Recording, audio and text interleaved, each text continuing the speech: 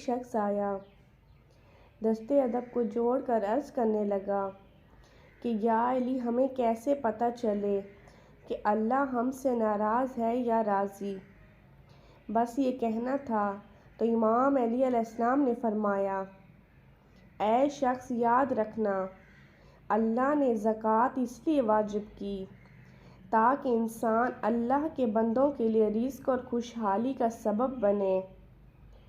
اللہ نے حج اس لیے واجب کیا تاکہ انسان سفر کی تکلیف کو سمجھ کے جو لوگ تجارت کرتے ہیں یا پردیس جا کر رزق تلاش کرتے ہیں ان کی تکلیف کو سمجھ سکے۔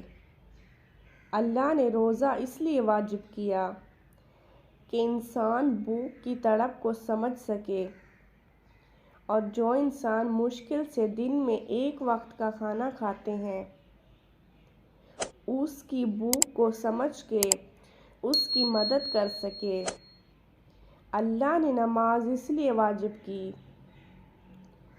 تاکہ انسان اپنی جبین کو سجدے میں رکھ کر اپنے دل میں خوف خدا پیدا کرے، اور اسی خوف خدا کی وجہ سے وہ ڈرتا رہے کہ مجھ سے اللہ کی مخلوق کو کوئی تکلیف تو نہیں پہنچی۔ یاد رکھنا، اللہ نے حقوق اللہ کو وجود اس لیے بخشا تاکہ انسان حقوق العباد کو پامال نہ کر سکے۔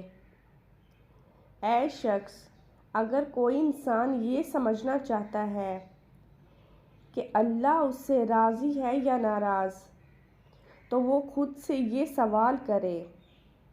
تو وہ کہنے لگا، یا علی، کون سا سوال؟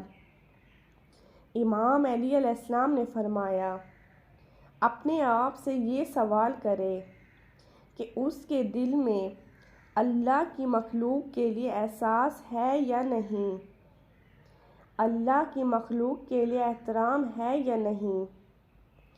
اگر اس انسان کے وجود میں اللہ کی مخلوقات کے لیے احساس قائم ہے تو وہ یقین رکھے کہ اس کا اللہ اس سے راضی ہے، اس کی عبادت اللہ کی دربار میں قبول و مقبول ہے۔ لیکن اگر کوئی انسان نمازیں پڑھتا رہے، حج کرتا ہے، زکوٰۃ دیتا ہے، لیکن اس کے دل میں اللہ کی مخلوق کے لیے کوئی احساس نہیں، تو وہ یہ جان لے کہ اللہ اس سے ناراض ہے اور اس کی عبادتوں کو روز محشر اس کے منہ پہ مارا جائے گا۔